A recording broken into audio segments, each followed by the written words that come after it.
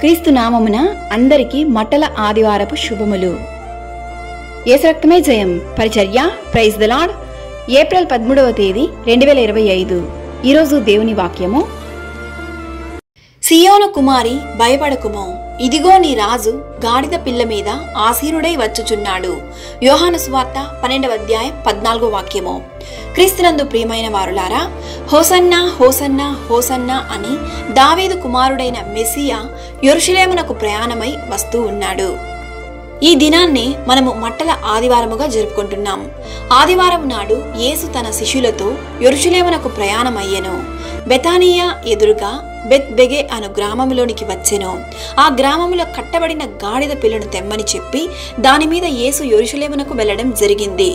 గాడిద కట్టబడినటువంటి శాపగ్రస్తమైన ఒక జీవితానికి నిదర్శనం. అదే విధముగా యుద్ధము చేయువారు గుర్రము మీద వచ్చెదరు, గాడిద మీద వచ్చేవారు సమాధాన పరిస్థితిని కలుగజేయడానికి వస్తున్నారు. ఆయన యుద్ధము చేయు రాజుగా కాక సమాధాన రాజుగా వస్తున్నారు.